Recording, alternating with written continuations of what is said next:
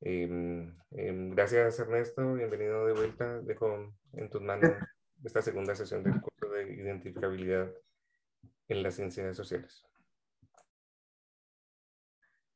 Ya, ahora sí. Hola, buenas tardes. A ver, voy a seguir compartiendo las láminas. Ahí estamos.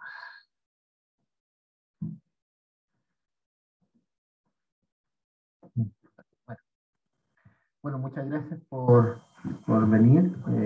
Sigamos discutiendo.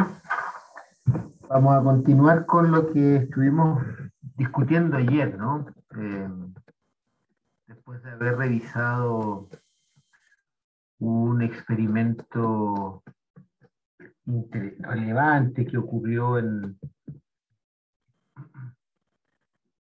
que se realizó en Estados Unidos cuando comenzaron a florecer la preescuela, el preschool, antes de kindergarten. Bueno, vimos que esto que se llama el Perry Preschool Project, ¿no es cierto?, juntó 123 niños y niñas negros de edad de entre 3 y 4 años, y con una, comillas, asignación aleatoria, que fue usando el lanzamiento de una moneda, se asignó un grupo a,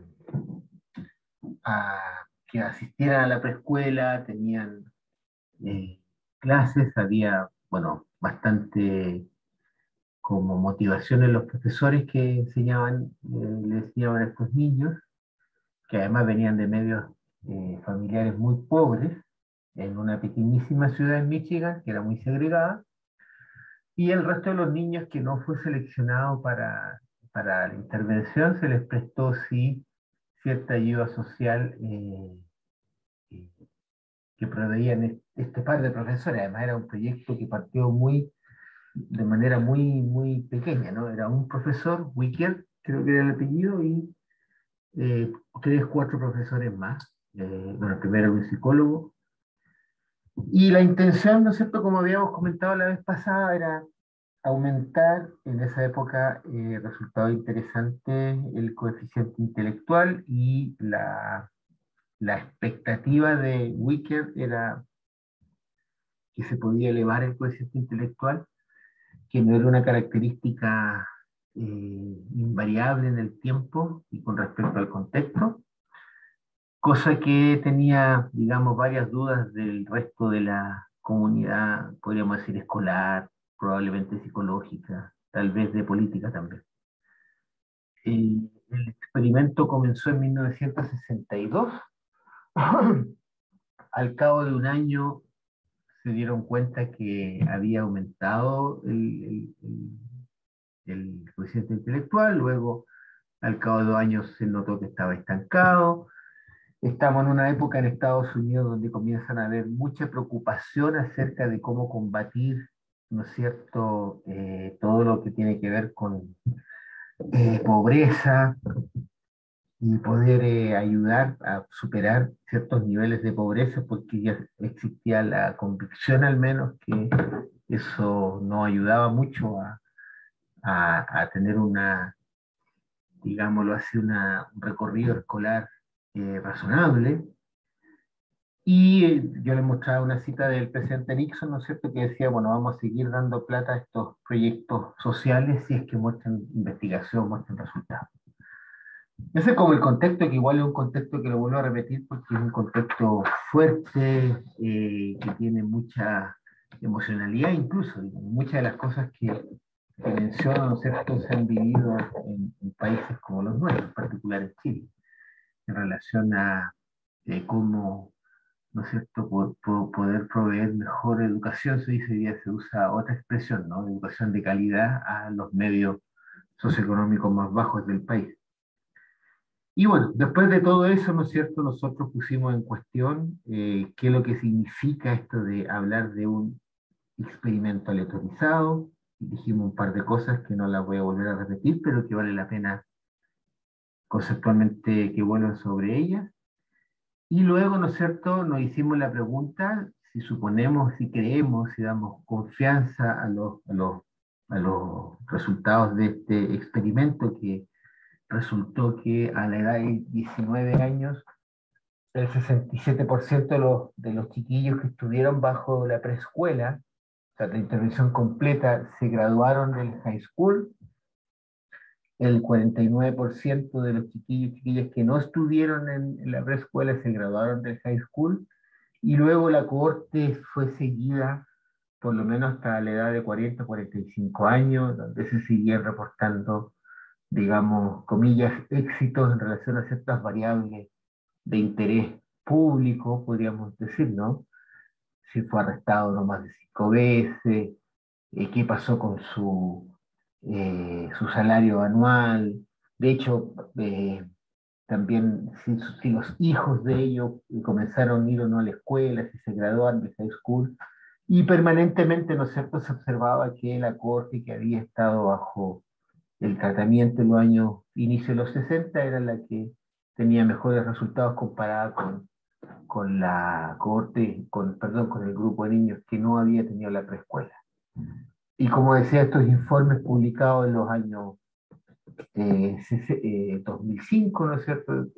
Repito, ¿no? La mejor explicación sigue siendo la asignación aleatoria.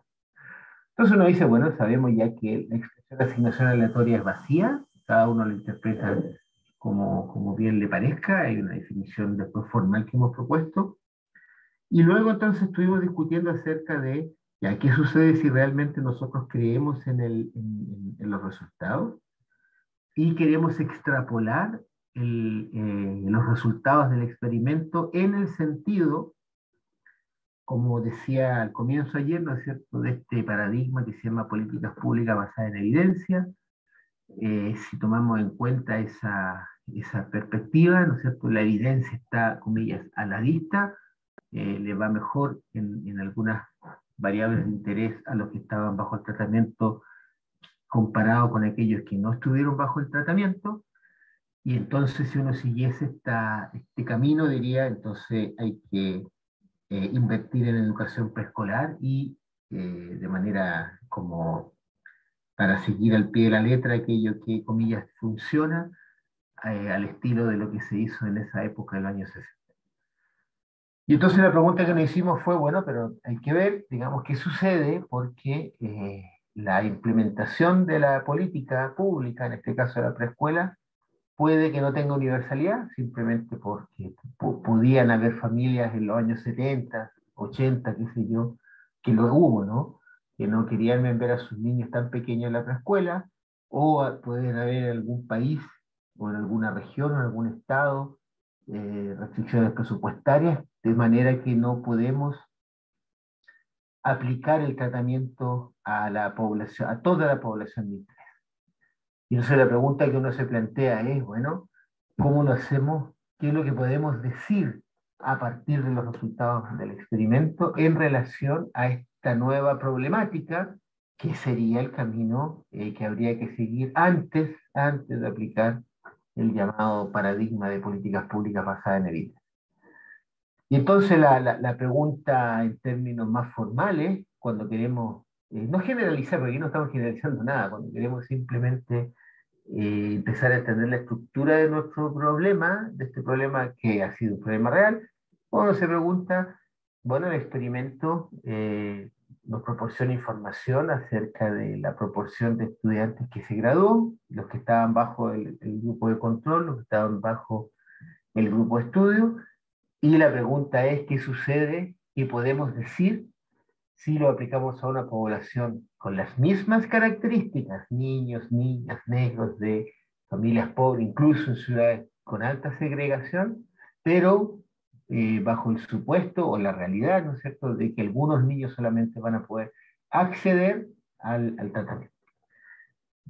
Y una de las cosas que nos dimos cuenta entonces, cuando uno se hace esa pregunta, que en el fondo la tenemos que ver en relación a lo que podríamos, a lo que vamos a llamar hoy día una regla de tratamiento, ¿ya? Una regla de tratamiento en el fondo es que yo le asigno ¿cuánto se llama? Un tratamiento a una parte de la población, otro tratamiento a otra parte de la población. En este caso tenemos dos tratamientos, estar bajo la preescuela y no estar bajo la preescuela, dos tratamientos mutuamente excluyentes.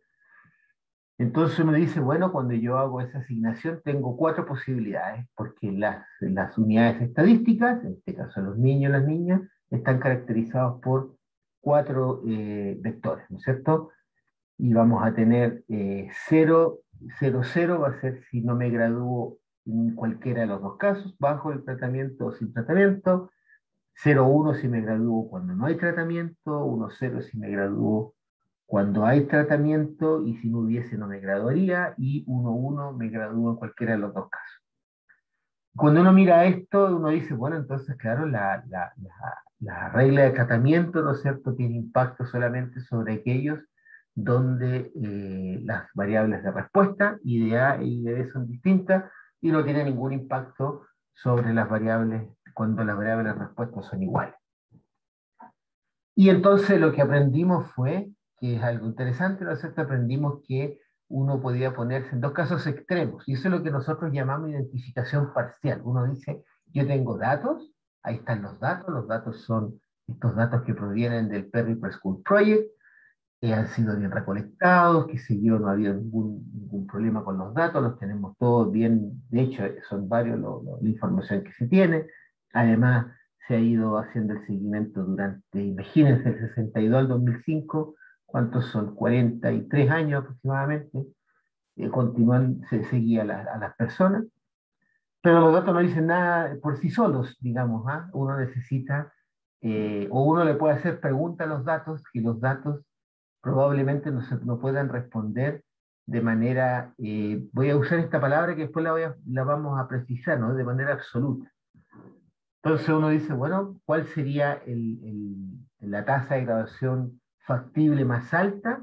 Se obtendría si es que un hacedor de política pública, por ejemplo, o familias, por ejemplo, son tales que hacen una asignación correcta al tratamiento. Es decir, le asignamos el tratamiento a las personas, estudiantes, caracterizados por el vector 1-0, 1 se gradúan con el tratamiento y 0 si no hubiese tratamiento, y les vamos a asignar la otra parte del tratamiento alternativo, sin preescuela, y eso se lo vamos a asignar a las personas caracterizadas por 0-1, es decir, si yo las envío a la preescuela no les va a ir bien en el high school, y si no las envío les va a ir bien en su graduación. Entonces estamos hablando de un hacedor de política pública, por supuesto que esto es una posibilidad, ¿no es cierto?, completamente clever, por así usar la palabra en inglés, súper claro en lo que está haciendo. Y dado entonces que no hay un error en la asignación, o sea, la regla de tratamiento no está afecta a error de asignación, entonces las únicas personas que no se van a graduar van a ser aquellas que están caracterizadas por el vector 00, y en consecuencia la tasa de graduación va a ser 1 menos la proporción de esos estudiantes caracterizados por 00.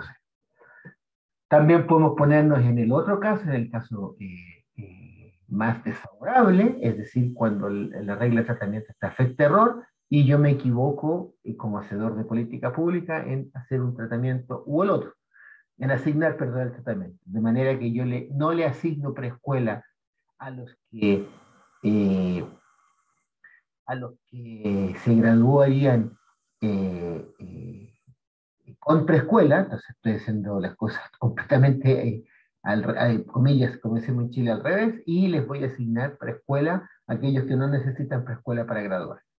Luego, entonces, como lo hice de manera incorrecta, la tasa de graduación, ¿no es cierto?, menor va a ser solamente la proporción de estudiantes caracterizados por ambas unos, ¿no es cierto?, que se gradúan en cualquiera de los dos casos. Eso es lo que nosotros vamos a llamar identificación parcial, es decir, nosotros estamos tratando de extraer de los datos, no es un problema de estimación, no estamos hablando de un problema de estimación, estamos hablando qué es lo que qué característica de los datos podemos representar, ¿no es cierto?, a partir del problema que tenemos entre manos. Y en este caso, el problema es qué podemos decir de la tasa de graduación cuando no todos los estudiantes de las características pertinentes o ad hoc al experimento inicial, ¿no es cierto? Que podemos decir de la tasa de graduación cuando no todos los estudiantes participan del tratamiento.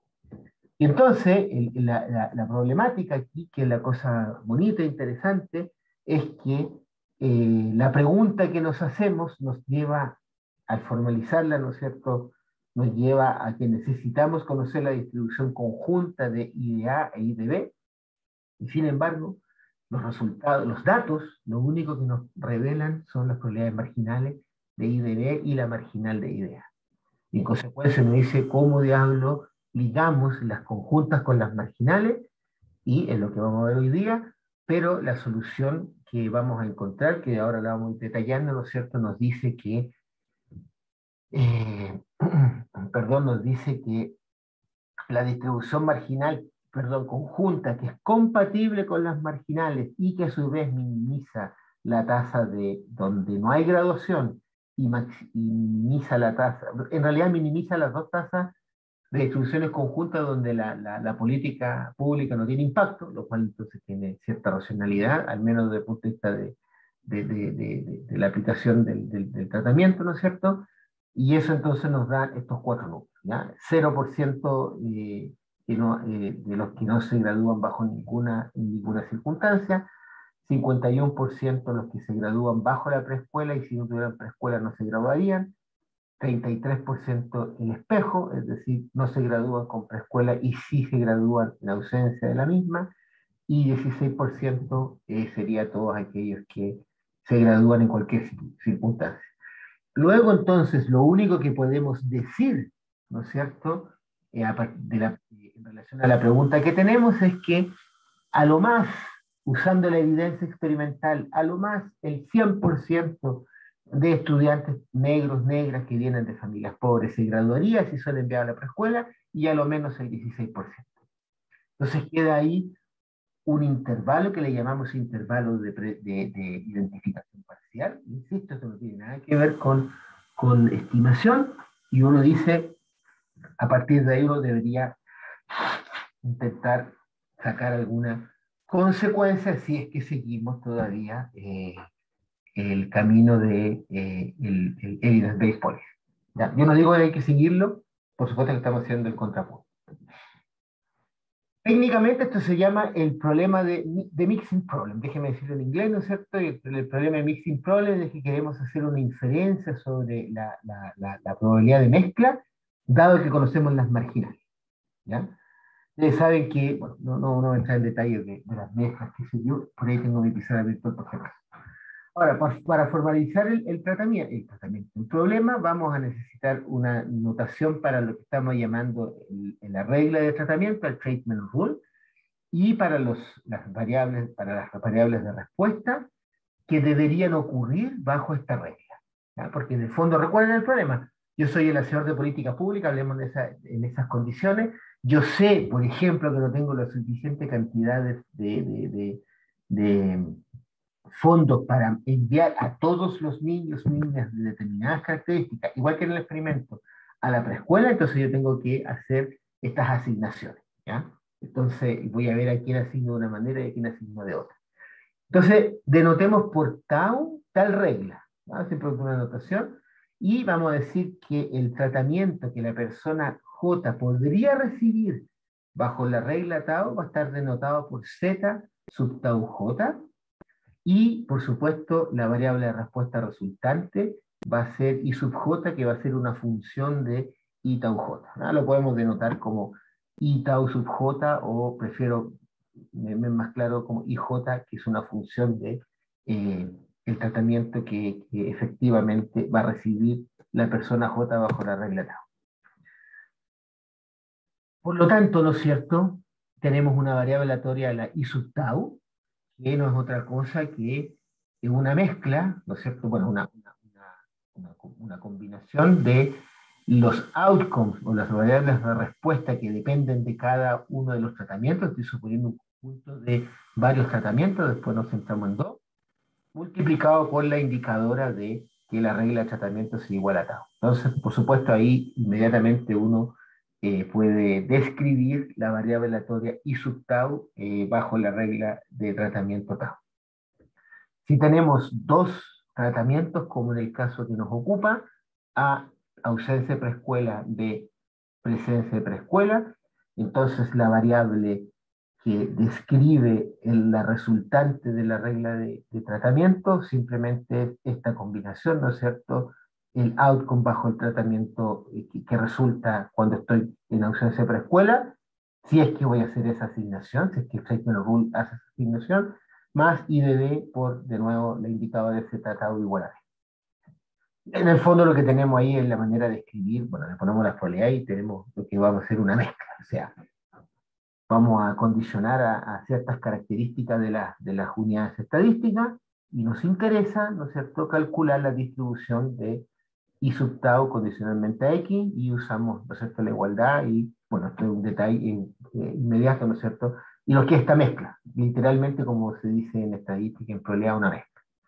Nosotros en función de I de A condicionalmente a X y dado que se le asignó el treatment rule asigna la acceso de preescuela por la proporción de las unidades estadísticas que reciben ese tratamiento, más misma cosa, ¿no es cierto?, cuando se recibe el tratamiento de la preescuela. Ok, ¿qué es lo que ocurre? Y aquí empiezan las cosas interesantes, o sea, no, con todo, bueno, depende, ¿no? ¿Qué es lo que ocurre? Que el Randomized Control Trial, ¿no es cierto?, nos proporciona información solamente en las distribuciones I de A dado X y la distribución de I de B dado X. Entonces, para cada valor T, ¿no es cierto?, usamos el teorema de probabilidades totales, la ley de probabilidades totales, y podemos escribir esto. Entonces, fíjense que aquí aparece el problema. Esto es lo que, esta es la información que nos proporciona el experimento. Esta distribución de probabilidad es la que, déjenme volver atrás, es la que tengo acá, que necesito identificar, es decir, necesito saber si los datos me proveen información acerca de esta distribución de probabilidad. Misma cosa, voy a necesitar esta segunda componente para poder entonces, al final del argumento, identificar la distribución de las variables de respuesta bajo el treatment rule. Entonces, tenemos esto de acá, y claro, ¿dónde está el gran problema? El gran problema es que el experimento no nos proporciona información de esta distribución condicional, ni menos de esta distribución condicional. Solamente nos proporciona información de la distribución condicional después que marginalizamos el treatment rule. ¿Ya? Ustedes saben, ¿no es cierto?, que P de I de T dado X es una mezcla. O sea, fíjense, el experimento nos da información de la mezcla, que resultaría de mezclar las distribuciones I de T. Voy a dejar el condicional ahí, ya pues pasa siempre al presente. I de T dado Z tau igual a T, I de T, la distribución de I de T dado Z tau distinto de T. Y las probabilidades mezclantes, las mixing probabilities, van a ser estas proporciones, ¿no es cierto?, la proporción de a los que se les asignó el tratamiento T y a los que se les asignó el complemento al tratamiento T. En este caso, como tenemos A y B, a los que se les asigna A y a los que se les asigna A. Entonces, si queremos identificar la distribución de la variable de respuesta bajo el treatment rule, necesitamos identificar, ¿no es cierto?, las regiones yo creo que aquí me equivoqué, pero bueno, necesito identificar estas distribuciones condicionales, esta que está acá, esta que está acá, bueno, y evidentemente también la distribución, voy a decir marginal, aunque no lo es, de z tau igual a t y z tau distinto de t. Entonces, un enorme problema de identificación. O sea, eso es lo que significa un problema de identificación, ¿ven? Uno tiene datos y yo le hago una pregunta a los datos que no puedo representar, como se dice en estadística, por medio de un parámetro que caracteriza los datos. En este caso, los parámetros que caracterizan los datos son solamente las distribuciones P de I de A condicionalmente a X y P de I de B condicionalmente a X. Y yo estoy haciendo preguntas donde estoy requiriendo mayor información. Por ejemplo, la distribución de I de A dado Z tau igual a, eso no me lo da la información del experimento, la distribución de Z tau igual a, etc. Entonces ahí yo estoy tratando de preguntarle algo a los datos que los datos que no son formalmente un funcional de los datos. Y entonces, decimos nosotros, tenemos un problema de identificación. Ya, o sea, un problema de identificación uno lo tiene cuando uno quiere comprender un fenómeno haciendo una pregunta que va más allá de lo que el fenómeno tiene. ¿Ah? Por eso es que cuando algunas personas plantean de que hay patrones en los datos que pueden ayudar a explicar, patrones son transformaciones nomás de los datos, pero tengo que identificar en el sentido lato del término, los parámetros de esa distribución de probabilidad que generó esos datos, y si hay preguntas adicionales no representables con esos parámetros, entonces tengo un problema de identificación. ¿Cuál es el hallazgo inicial o fundamental de nuestro análisis para esta pregunta? Vamos a hacerlo así. ¿Ah? IDT va a ser, yo quiero identificar la distribución que pertenece a B. En el caso del Perry Preschool Project, podríamos decir que vamos a poner B igual el singleton que tiene el conjunto 1. ¿Ya? Y entonces la proposición es la siguiente. Voy a eliminar de la notación, lo voy a dejar implícito condicionalmente a X. ¿Ya? Entonces, conocemos la distribución de I de B y la distribución de I de A, los vamos a asumir conocidas, es lo que tenemos, y lo que podemos demostrar es que, o ahí me equivoqué, un I de tau, la distribución de la variable de respuesta bajo el treatment rule, que pertenezca a un conjunto medible, bla, bla, bla, B, fíjense, miren, es a lo menos el máximo del 0 y esta suma de las dos marginales menos 1, y por encima menor o igual que el mínimo de esta suma y por supuesto el cubo. Si lo miran con cuidado, ciertamente necesitábamos que aparecieran en nuestras cotas, ¿no es cierto?, las distribuciones marginales que conozco, la de I de B y la de I de A, y es lo que tenemos aquí.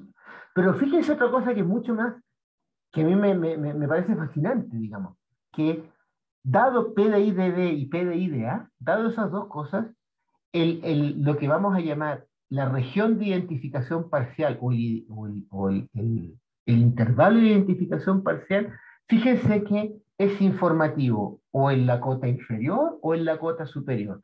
¿Qué quiero decir con informativo? Que sea algo distinto de cero. Voy a decir la cota inferior es informativa, si la cota inferior es distinta de cero, porque si no, yo sé que todas las probabilidades son iguales que cero, y la cota superior va a ser informativa si solo sí es menor que 1, porque sabemos que todas las probabilidades son menores o iguales que 1. Entonces, si estoy en 1, no gano, no tengo más información. Y fíjense, si P de I de B, sí, voy a señalarlo con el mouse mejor, ¿ya? Si esta distribución P de I de B en B más P de I de A en B, ¿no es cierto?, es más chica que 1, entonces aquí voy a tener 0 en la cota inferior y voy a tener la suma de esas dos distribuciones en la cota superior. Pero, recíprocamente, digamos, si P de I de B en B más P de I de A en B suman es mayor que 1, entonces la cota superior se me transforma en 1, por lo tanto en informativa, y si me queda algún valor en la cota inferior y me queda que es informativa.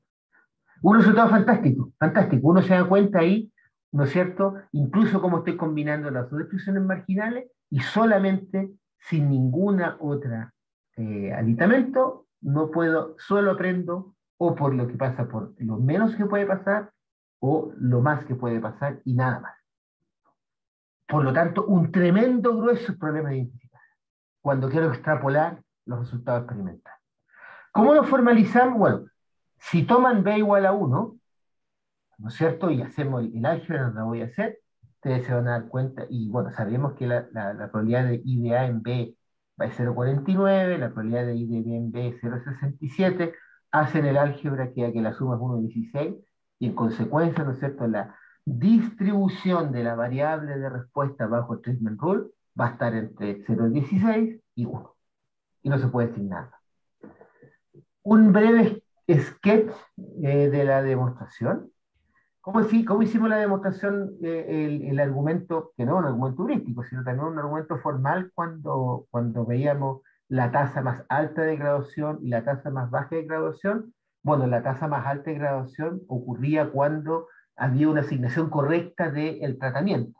Entonces, en este caso, ¿no es cierto? Ahora, ¿qué va a significar tener una asignación correcta del tratamiento? Va a significar que como sale aquí, ¿no es cierto?, que el treatment policy, el treatment rule, ¿no es cierto?, siempre va a escoger un tratamiento cuyo valor cae en B. Claro, porque cuando teníamos en 1, yo sabía si estaba I de B valía 1 e I de A valía 0, entonces yo le asignaba, ¿no es cierto?, los tratamientos de manera correcta, y bueno, el otro argumento era de manera incorrecta. Y por eso entonces que decimos que la tasa más alta, o el valor más alto, factible o plausible de esta distribución va a ser la probabilidad de la unión, o 1 menos la probabilidad de la intersección de los complementos de. ¿Ya? Pueden hacer el paralelo, no voy a gastar más. Yo creo que uno tiene que sentarle y hacerlo de este argumento con lo que hicimos la clase pasada y que recordamos al inicio del día. Misma cosa para la tasa, más la tasa o el valor plausible más pequeño de la distribución de I de T que pertenece a B, va a ser, ups, aquí me equivoqué, debería ser, después lo voy a corregir, voy a anotar aquí la 40, debería ser I de A en B, I de B en B e I de A en B. Por lo tanto, uno lo que tiene es que la distribución de I tau en B está acotada por la izquierda por la probabilidad de la intersección y por la derecha por la probabilidad de la unión. Y de nuevo entonces caemos en la distribución conjunta, las cuales no están identificadas. ¿Qué es lo que hacemos? Bueno, una de las maneras más bonitas que hay de ligar una distribución conjunta con marginales, de manera que haya compatibilidad, es decir, si marginalizo la conjunta voy a encontrar las marginales que fijé de la partida, es la desigualdad de Frechet, el artículo de Frechet. Bueno, por ahí yo tengo un resumen, relectura del artículo, es fascinante. Y entonces, ¿qué es lo que dice la desigualdad de Frechet? Bueno, la distribución conjunta, por la izquierda es el máximo entre 0 y la suma de las marginales menos 1, y por la derecha el mínimo de las dos distribuciones, y entonces hacen el álgebra, bla, bla, bla, todos nosotros nos podemos sentar y hacerlo, y vuelvo al resultado final, y vamos a llegar a esta desigualdad. Eso es lo que llamaríamos un resultado esto es lo que llamaríamos la identificación parcial de la distribución del outcome bajo el treatment rule, o que ocurre cuando las unidades estadísticas están bajo el treatment rule, sin hacer ningún otro supuesto adicional. Dicho de otra manera, es lo único que podemos decir, dada nuestra pregunta, a partir de la información que tenemos, lo que se le llaman los datos o la evidencia. No hay más que podamos decir, no hay menos que podamos decir tampoco. Interesante esto de la desigualdad de Frechet, muy, muy relevante, sirve algo. De hecho, para algunas personas en econometría al menos, uno siempre dice, de los primeros resultados, no los primeros, pero los primeros resultados de identificación parcial está la desigualdad de Frechet. Bueno, eso es la observación que también había dado su momento. Ahora uno empieza, ¿qué es la otra cosa que es la propuesta de esto? Porque después yo quiero hacer una pequeña reflexión de para dónde vamos, ¿no? En términos más allá de estos argumentos que son sin duda también importantes entenderlos y reproducirlos. Uno cuando mira la demostración, perdón, vuelvo de nuevo a la demostración, ¿no es cierto? Yo me doy cuenta que tengo las distribuciones conjuntas, que la primera cota, ¿no es cierto?, depende de las distribuciones conjuntas, y que el intervalo se me agrandó, en términos que la cota inferior que tenía acá, la distribución de esta intersección, se me va más a la izquierda, o va a quedar ahí mismo, y misma cosa a la derecha, se me va más a la derecha, va a ser menor o igual esta cota, porque tuve que descomponerlo usando la desigualdad de Frechet. Pero uno dice, ¿qué pasa si yo comienzo a introducir supuestos adicionales que en principio, algunos sí, la gran mayoría, al menos en mi experiencia, no puedo testear en términos empíricos? De hecho, aquí es bien importante creo que sí vale la pena hacer la distinción, y podríamos usar dos palabras distintas. Podríamos hablar de supuesto, en inglés assumption, para el tipo de supuestos adicionales que vamos a introducir para que podamos intentar acortar el intervalo de identificación parcial. Y esos supuestos en general no pueden ser refutados empíricamente, ya con toda la tecnología, sea clásico bayesiano o para el caso de lo mismo, de test de hipótesis. Y hablemos de hipótesis cuando hablamos, ¿no es cierto?, de supuestos que podemos testear. Por ejemplo, una independencia cuando nuestras variables no son observables, o, no sé, pues la distribución, estamos suponiendo una determinada distribución en una clase más grande de distribuciones y queremos saber si esa es la mejor distribución que ajusta o no ajusta nuestros datos, etc. En la econometría clásica, en la jerga clásica de la econometría, se usa la expresión hipótesis mantenida para lo que estoy llamando supuestos que no necesariamente podemos testear empíricamente. Y entonces el desafío científico, cuando queremos usar la ciencia para poder, como dice el paradigma de políticas públicas basadas en evidencia, aunque nos estamos alejando de ese paradigma, ¿no es cierto? Dice que se quiere informar la política pública con resultados de aquello que funciona. El paradigma, la problemática interesante va a ser cuáles son las hipótesis mantenidas que yo podría mostrar.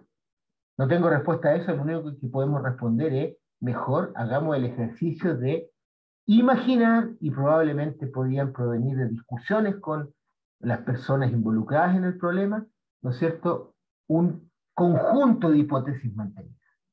Y veamos ahora, manteniendo fijos los datos, en este caso el experimento, manteniendo fijos los datos, vamos cambiando las hipótesis mantenidas y veamos cuáles son las conclusiones que podemos sacar.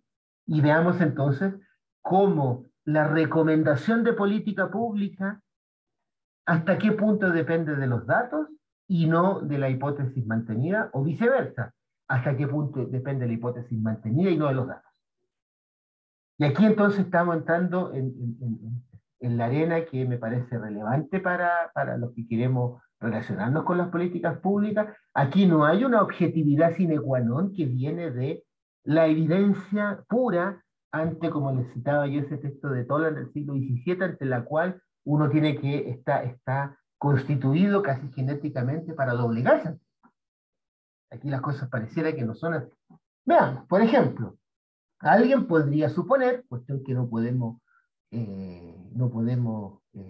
¿cuánto se llama?, testear empíricamente, que las variables de respuesta bajo el tratamiento B y bajo el tratamiento A son independientes.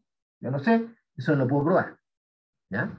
Por lo tanto, ustedes todos saben que podemos escribir expresión conjunta con el producto, y entonces hacemos algo de álgebra, y entonces fíjense que la distribución de la variable de respuesta bajo la regla de tratamiento va a quedar acotada por el producto de estas marginales y uno menos el producto de estas otras marginales. Y si lo aplicamos al Perry Preschool Project con los mismos información que nos provee, nos va a quedar que la tasa de graduación bajo una treatment rule que le asigna un tratamiento a un grupo y otro a otro, porque estoy pensando siempre que es el asesor de política el que hace la asignación.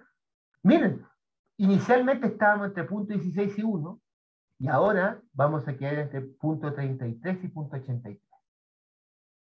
Voy a jugar un poco, yo le voy a decir al ministro, si usted cree, no solamente si usted cree que un experimento aleatorio tiene alguna significación que ahora significa lo aleatorio, es decir, evita el sesgo, sino que además, ministro, usted supone que las outcomes I de B e I de A son mutuamente independientes, entonces la tasa mínima de graduación del high school va a ser del 33% y la tasa máxima va a ser del 83%.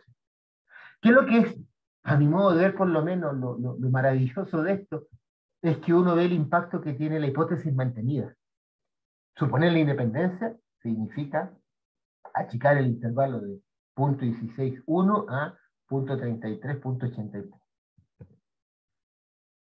También, eso es algo que uno, a medida que se mete en esto, más que un supuesto que haya surgido como de qué supuestos hago para poder, por decirlo de alguna manera, para poder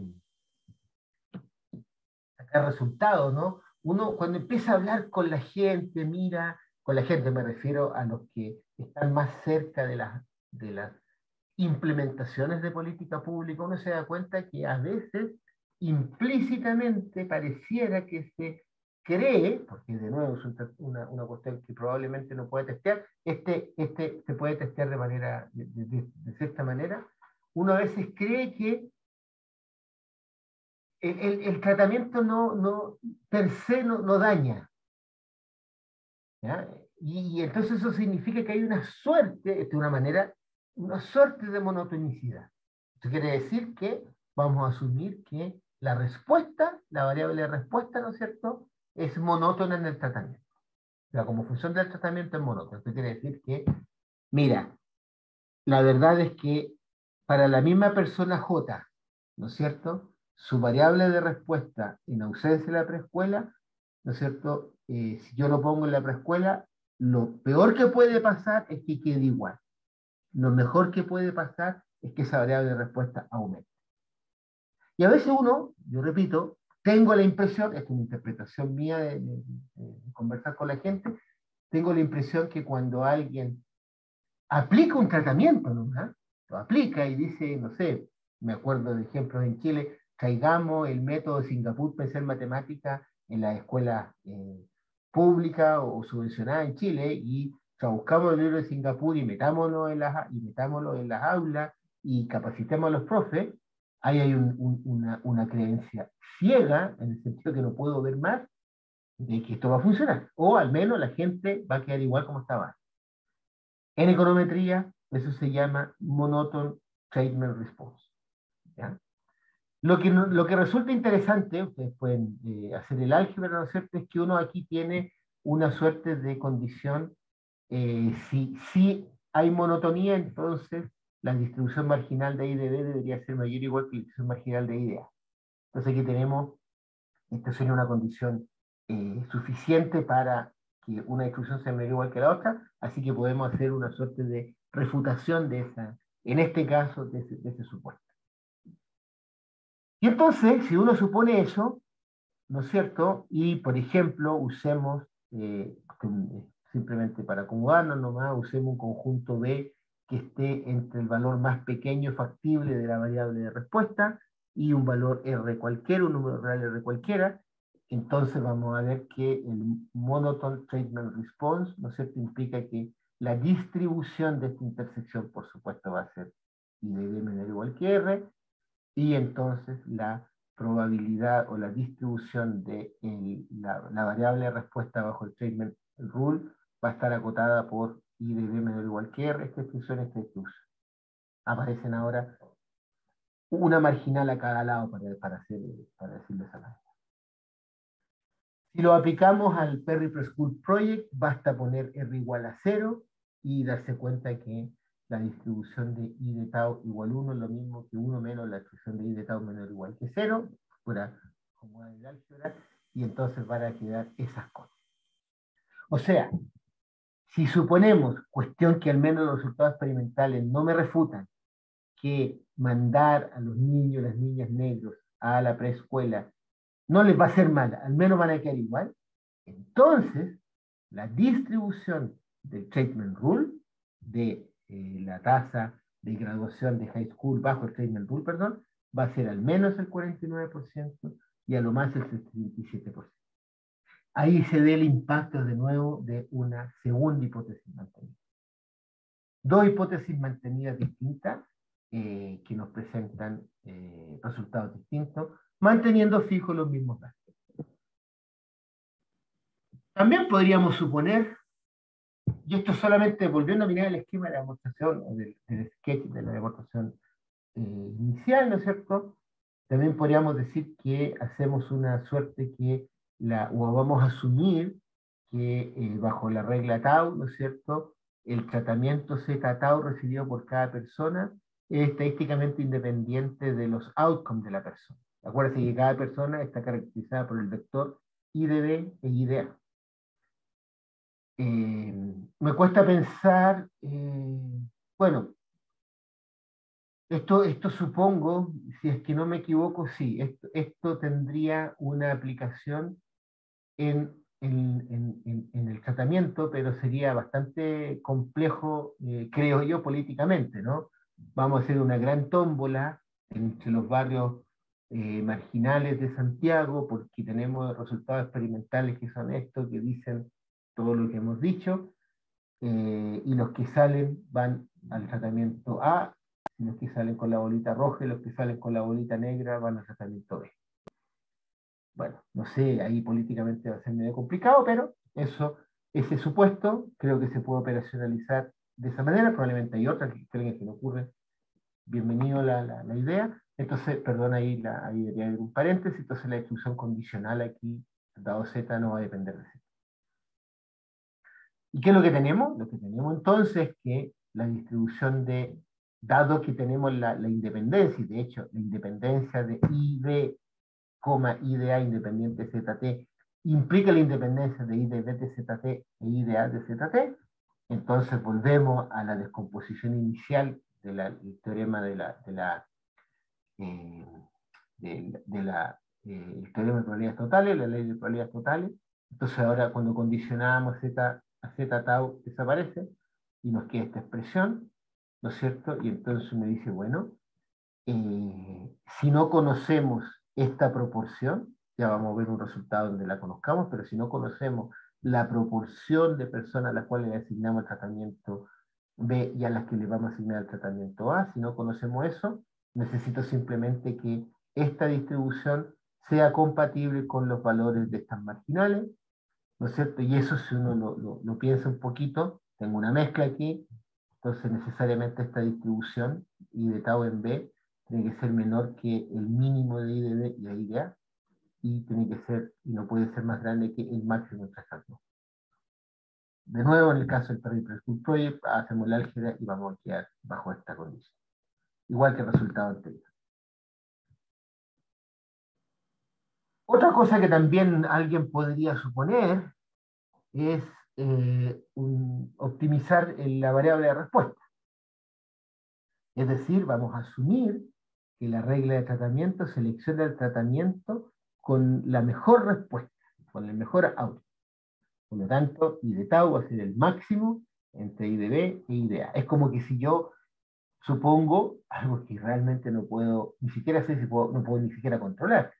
¿Ya? Como sea de política pública, voy a suponer, voy a creer que la persona lo que está haciendo es asignando el tratamiento a cada unidad estadística y lo asigna de tal manera que la variable de respuesta que va a obtener bajo A o bajo B va a ser la mayor.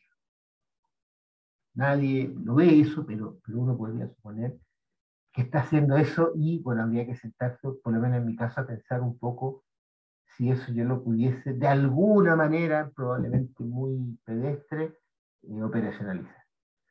Entonces, si hacemos eso, si asumimos el outcome optimization, entonces para cualquier número real, ¿no es cierto? Esta regla de asignación de tratamiento va a implicar que la distribución de I de tau, que es a lo más igual a R, va a ser igual a la distribución de la intersección. De nuevo usamos Frechet, ¿no es cierto? Usamos la desigualdad de Frechet, hacemos el álgebra y nos va a quedar, que es bastante sencillo también, nos va a quedar este intervalo de identificación parcial. Va a ser por Frechet el máximo de la suma de las marginales menos 1, y arriba evidentemente voy a quedar, bueno, Frechet de nuevo el mínimo, y por arriba voy a quedar el mínimo de los dos. Y si volvemos a aplicar esto al Perry School Project, vamos a quedar que, lo cual es súper coherente, miren, que la distribución de graduación bajo el Treatment Rule que optimice el outcome a lo menos hasta el 67%, a lo más el 100%. ¿Por qué entretenido el resultado en términos, digamos, de la discusión de la retórica? Porque refleja el supuesto. Refleja el supuesto.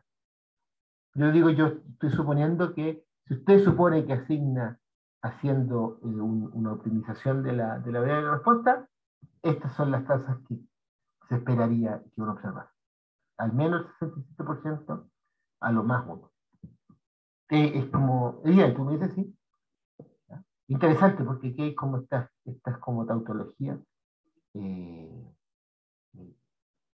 Aquí también, uno si lo piensa un poquito más, me dice, pues claro, si yo hago tratamiento, si el treatment rule es independiente de los outcomes conjuntos, ya uno dice, yo no conozco las tasas a las cuales le apliqué, deberían aparecerme, déjenme decir así de manera muy poco formal, los números que venían del experimento, porque el experimento se supone fue hecho también bajo el supuesto de que I de B independiente Z I de A independiente Z. Ojo, no la conjunta I de A y de B independiente Z. Están medio relacionados. Solamente quiero enfatizar el, cómo el supuesto se refleja fuertemente en la conclusión. Y ese es el punto. Ya vamos a llegar a hacer alguna discusión más conceptual. Otra parte, otro resultado que ya está, vuelvo atrás, sugerido por esta descomposición, ¿no es cierto?, es poder tener alguna información, estando, por ejemplo, en un hacedor de política pública que va a intentar hacer las asignaciones, de la proporción de unidades estadísticas a las cuales le asigno uno u otro tratamiento. Entonces vamos a suponer que la manera en que reparto el tratamiento A y B, voy a suponer que hay una fracción conocida de la población que recibe el tratamiento A, ahí se me quedó pegado con el AND, y el resto, el 1 menos P, va a recibir el tratamiento B. Y miren qué interesante lo que ocurre ahora. Usamos la ley de probabilidades totales de nuevo, la distribución de I de T en B, es esto que está acá. No la leo, estoy iterando con respecto a ese tratado. Tengo esta igualdad, pero fíjense que por otro lado, lo cual no deja de ser interesante, la distribución de I de B en B, de nuevo hago el teorema de ley de probabilidades totales, itero de nuevo en C tratado igual en C tratado, lo mismo hago para I de A en B, itero, y fíjense que esta distribución que está aquí, la que estoy señalando con el mouse, está en la primera descomposición, y esta distribución que está acá, ¿no es cierto? Esta que está aquí, ¿no es cierto? Y de A en B dado Z igual a, está acá. Estas dos distribuciones, I de B condicionalmente a Z tratado igual B, e I de A condicionalmente a Z tratado igual A, estas dos no pueden moverse libremente, porque como quieren, ya fijé la tasa P, voy a suponerla conocida, y además conozco, ¿no es cierto?, por los datos experimentales, las distribuciones que están a la izquierda de estas igualdades. Así que, si yo conozco lo que tengo aquí a la izquierda y conozco 1 menos P y P, y yo necesito decir algo acerca de esta que estoy encerrando acá, y de B dado Z tal igual a B, bueno, esta cosa va a tener que estar en alguna parte, pero va a tener que satisfacer alguna condición. Va a ser esta distribución menos cualquier cosa entre 0 y 1 por P dividido por 1 menos P. Y lo mismo acá. Esta distribución I de A condicionalmente a ser tratado igual a A, ¿no es cierto?, va a ser esta, que está informada por el experimento, menos algún número entre 0,1 y 1 menos P dividido por P. Y ambos, ya tengo zonas de valores plausibles, las voy a combinar aquí para poder, ¿no es cierto?, finalmente decir algo acerca de esta distribución. Ustedes pueden hacer el álgebra, recomiendo hacerlo, bueno, uno tiene que hacerle alguna de todas estas cosas. Aquí están primero las dos que acabo de enunciar, por supuesto que lo intersecto en 0,1 porque no me puedo salir de intervalo 0,1. Entonces aquí está la primera distribución, I de B dado Z tratado igual a B, la segunda, I de A dado Z tratado igual a A, ¿no es cierto? Y estos dos son los resultados plausibles de estas distribuciones. Vuelvo atrás y ahora tengo que concluir sobre esta, y si ustedes hacen el álgebra, van a llegar a esta expresión. La distribución del outcome bajo el treatment rule va a ser a lo menos el máximo entre esta distribución y P más el máximo entre esta distribución y menos 1 menos P, y arriba tienen los mismos. Cosas que hay que decir, eso ustedes van a ver que se deduce de la igualdad, pero fíjense los trade-off aquí. O sí, no sé cómo se escribe en castellano. Miren. Esta es la distribución de I de B, la marginal de I de B menos P. Aquí tengo I de A menos 1 menos P.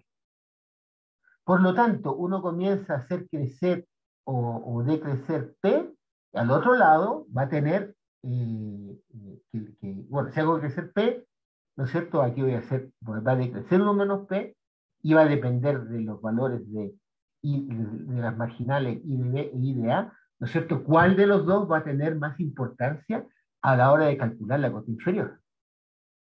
Y lo mismo en la cota superior, de nuevo, un trade-off. Ahora es el mínimo de 1 menos P con la marginal de I de D y el mínimo de P con la marginal de I de A.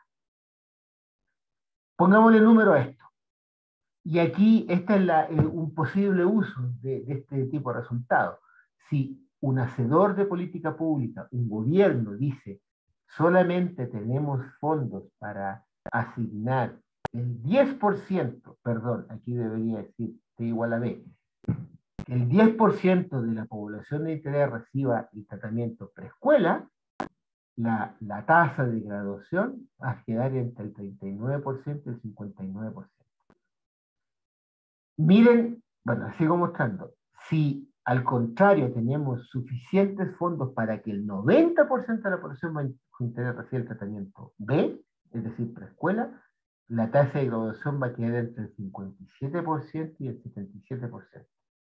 Y no deja de ser interesante, pero dado los trade-offs que intenté expresar hace un momento, que si yo tengo fondos para enviar el 50% de la población de interés, enviarlo a la preescuela, la tasa de graduación bajo ese treatment rule va a quedar mínimo el 17%, máximo el 94%.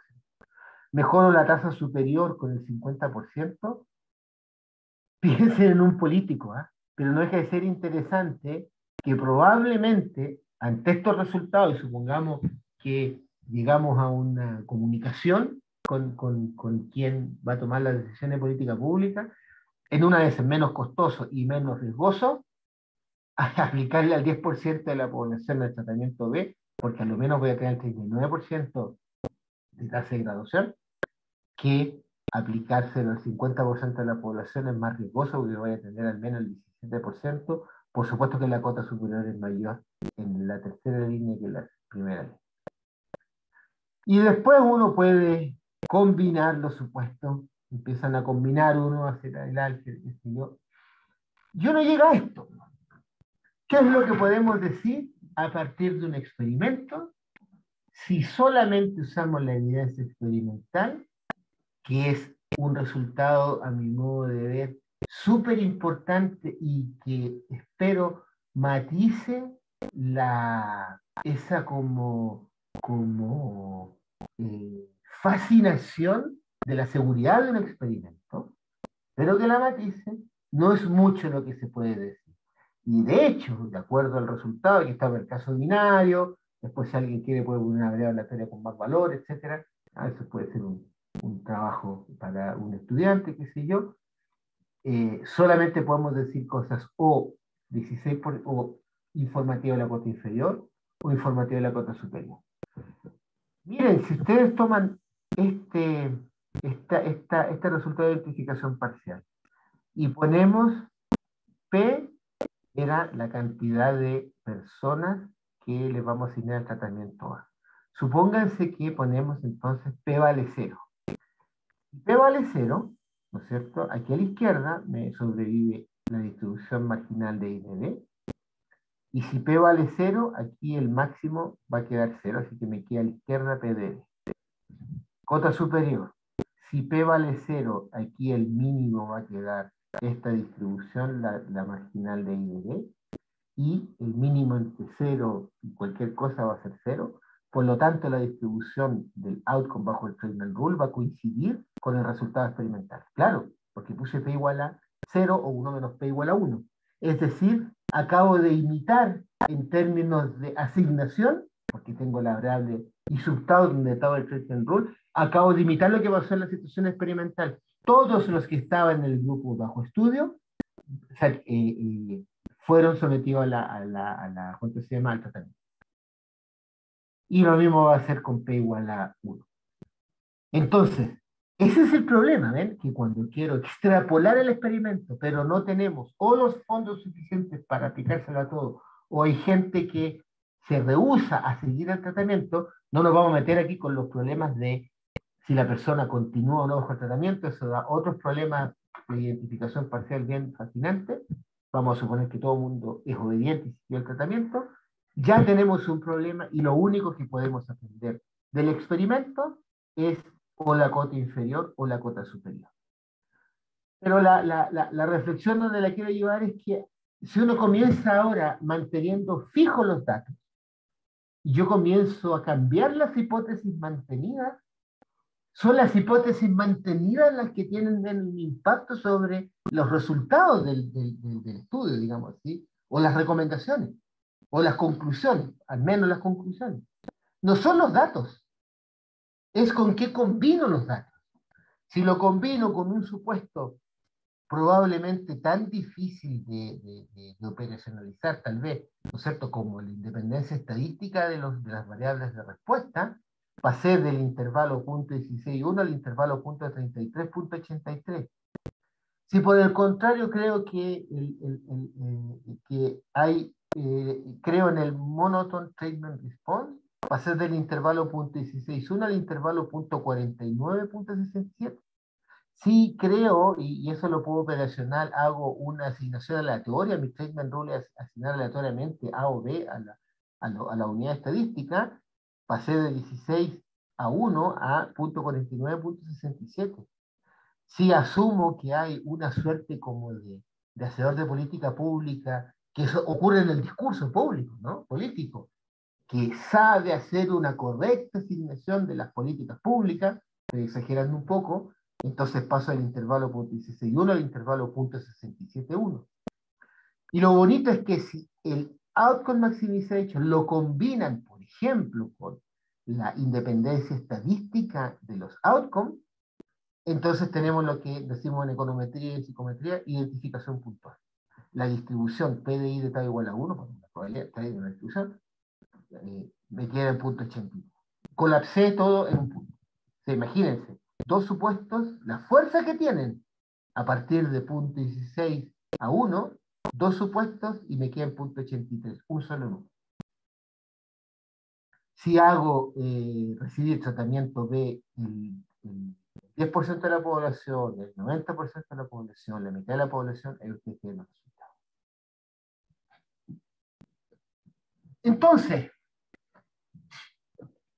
quiero con esto, y ahí quiero terminar rápidamente, quiero leer una cosa, decir dos o tres cosas. Primero, lo que nosotros queremos enfatizar es que cuando hacemos investigación empírica, los estadísticos que hacemos investigación empírica, es decir, usamos, aunque sea, parezca naif decirlo, usamos datos, nosotros tenemos que hacernos conscientes que para sacar conclusiones a partir de datos o evidencia, siempre se usan hipótesis mantenidas. Y la labor relevante en la tarea científica no solamente sacar la conclusión, sino que explicitar una serie de hipótesis mantenidas que nos podrían hacer cambiar o superponer recomendaciones a partir de conclusiones. Y por eso es que nosotros enfatizamos de manera majadera en esta época de los datos, ¿no es cierto?, que los datos solo no son suficientes para sacar conclusiones. Las inferencias requieren supuestos, y esos supuestos, y aquí está el punto de lo que he tratado de expresar del problema de identificación, los supuestos relacionan los datos con la población de interés. Por eso es que recolectamos datos, tratamos de hacer, ya digamos, experimentos naturales, etcétera, etcétera, etcétera. Y una cosa que al menos se ve de este ejemplo remarcable, que es real y que se ha usado, sin este análisis hasta donde yo entiendo, para justificar el gasto de gobiernos. En Chile lo usó la presidenta Bachelet, primero o segundo gobierno, ya no recuerdo, segundo gobierno, para justificar el gasto en una política pública determinada. ¿Ya? Los que tienen experiencia con proyectos del Estado saben que los términos de referencia están llenos de este tipo de consideraciones y se citan artículos o trabajos, ¿no es cierto?, donde se supone que se expresa la evidencia, ¿no es cierto? Que manteniendo fijos los datos, supuestos más fuertes nos llevan a conclusiones más fuertes. Si no hay ningún supuesto, las conclusiones son súper débiles y uno, en el extremo extremo, puede llegar a tener las conclusiones más fuertes si hacemos los supuestos más fuertes. Los estadísticos, ¿no es cierto?, saben que muchas veces estos supuestos fuertes se reducen a una familia gigante que se reduce a un solo supuesto, que se llaman condiciones de ignorabilidad, o condiciones de switching, o condiciones de variable instrumental, o condiciones de missing at random. Tiene un montón de terminología, pero que lo que hace es generarnos posiblemente la ilusión de que la conclusión es fuerte, porque los datos la sostienen.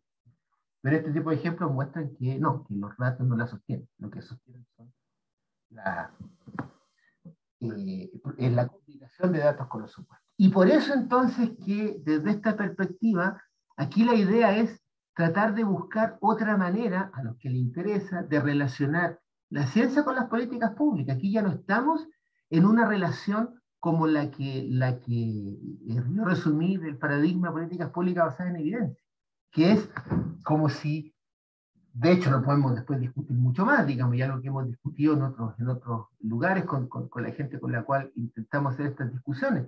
Las políticas públicas basadas en evidencia en tanto paradigma parecieran, y a veces lo hacen, sustituir el rol de los políticos y de la política pública en el discurso democrático.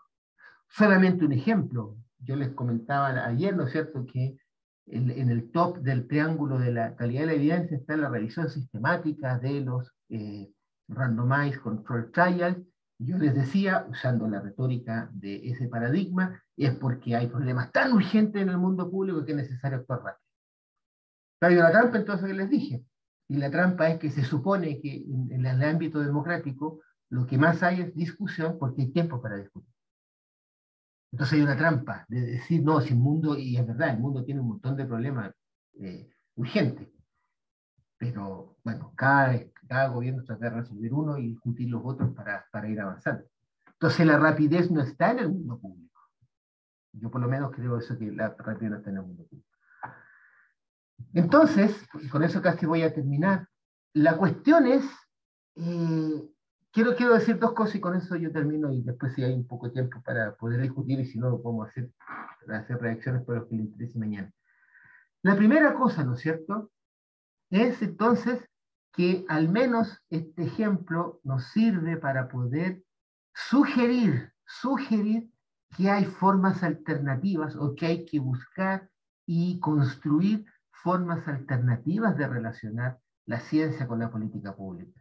El paradigma políticas públicas basadas en evidencia, al menos a partir de este ejemplo, para mí no es suficiente y resulta incluso políticamente ambiguo.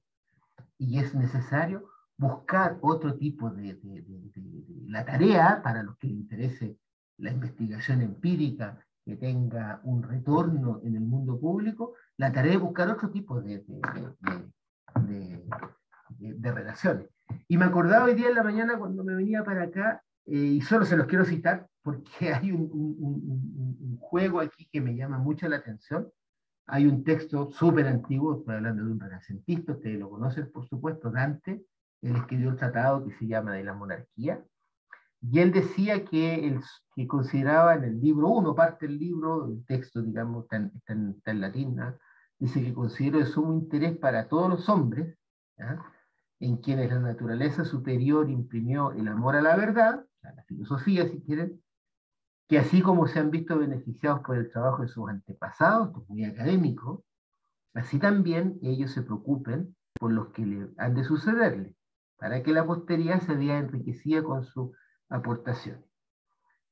Dice, pero quien está instruido en la doctrina política, de eso quiero hablar ahora rápidamente, no se preocupa de contribuir al bien de la República, y él usa la palabra latín que sería la República, no dude en que se halle lejos del cumplimiento de su deber. En vez de ser como árbol plantado a la vera del arroyo que da su fruto a su tiempo, es más bien como trompa devastadora que todo lo engulle y nada devuelve de cuanto se ha tragado. Dice que él reflexionaba mucho sobre ello y para que no se me culpe de haber escondido bajo tierra mi talento, me propuse no solo crecer, sino también dar fruto de utilidad pública y enseñar algunas verdades que otros habían desconocido. Y aquí está el trade-off. Pues apostaría algo de provecho quien volviera a demostrar un teorema de Euclides o quien intentara redescubrir la naturaleza de la felicidad expuesta por Aristóteles, o quien de nuevo hiciera la apología de la vejez reivindicada ya por Cicerón. En realidad nada nuevo aportaría esta tediosa repetición, sino solamente fastidio.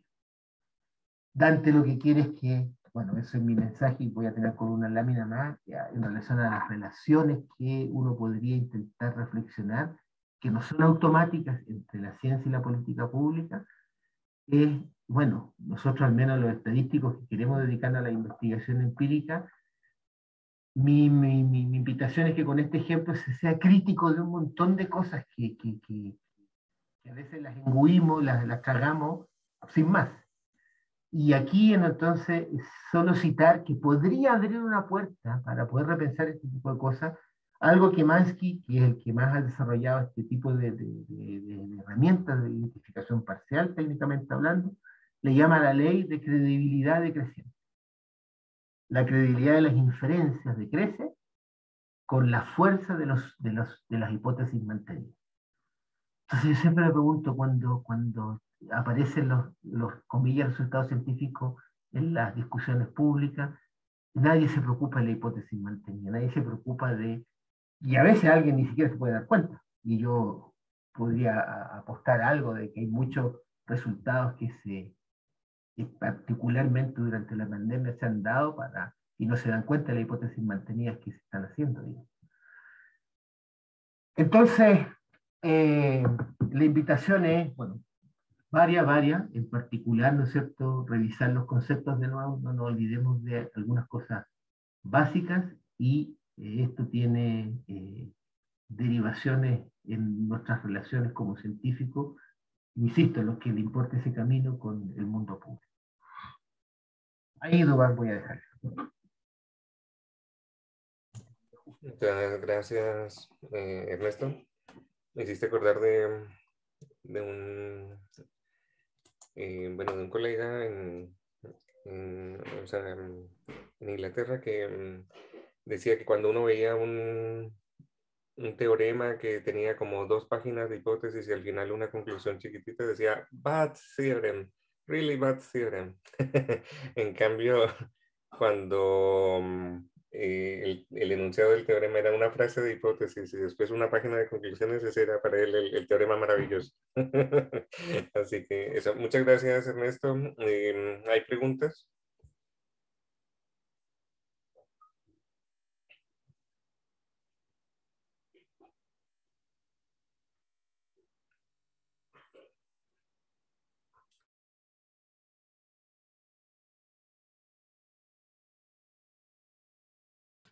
Yo no tengo preguntas, solo quiero decir que es muy interesante el tema. Gracias, profe.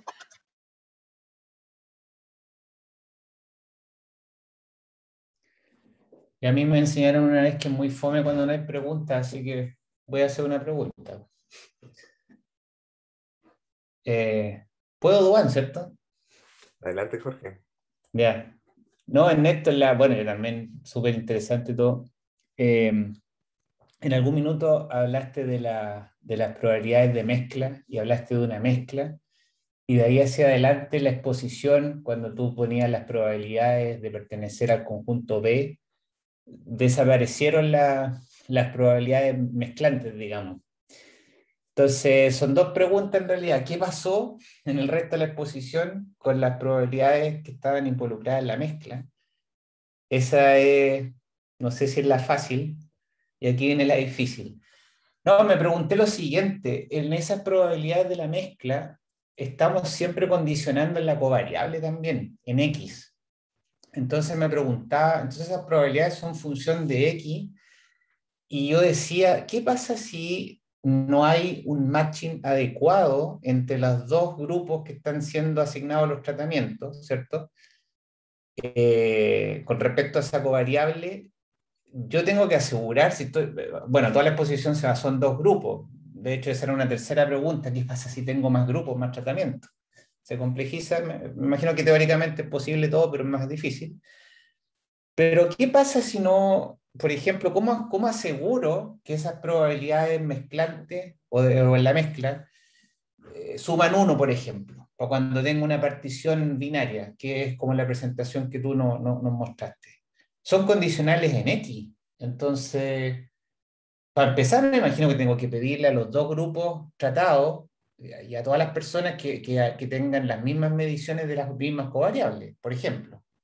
No sé si puedes explayarte un poquito más en eso. ¿Palo? Y aquí, la Ah,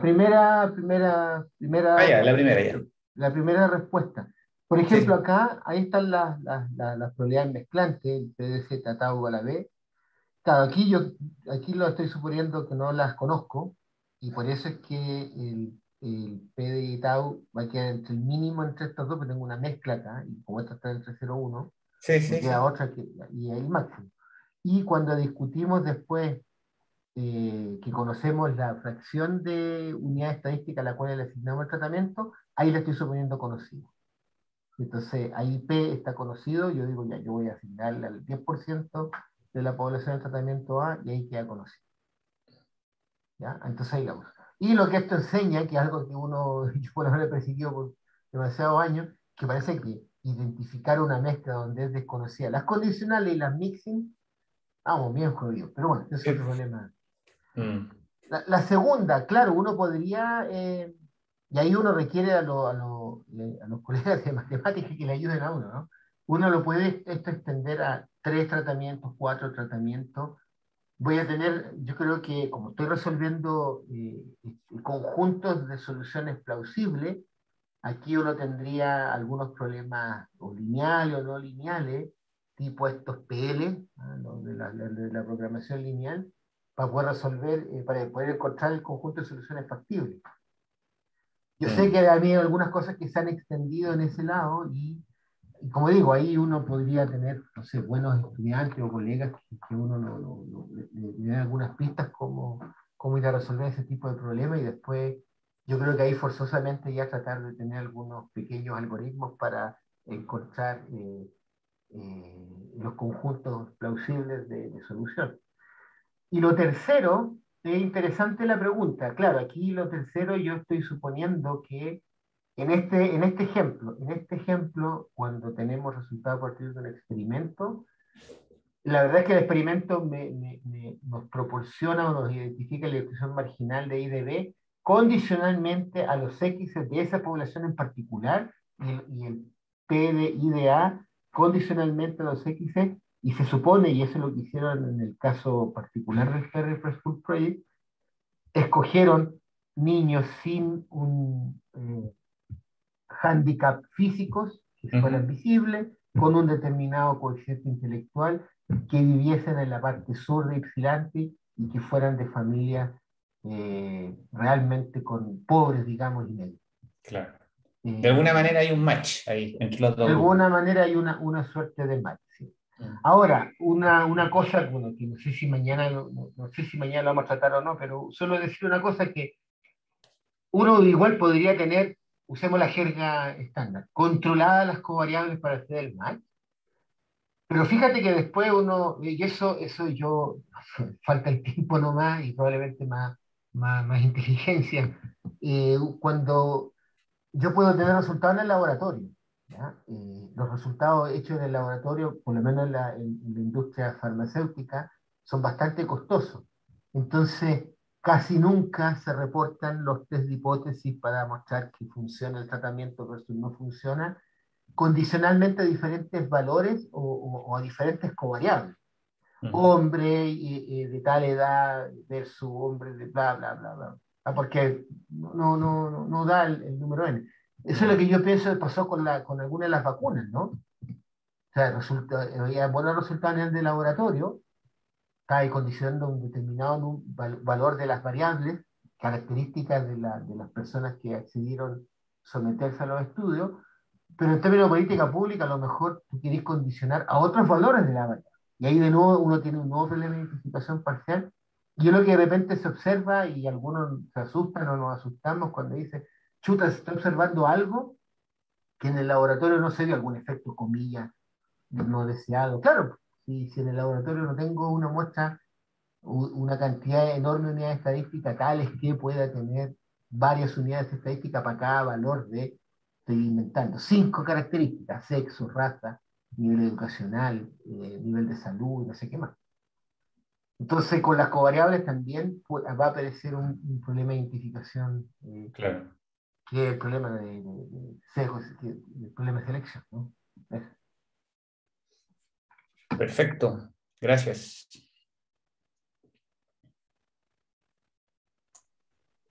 Bueno, hay espacio para una última pregunta de los participantes.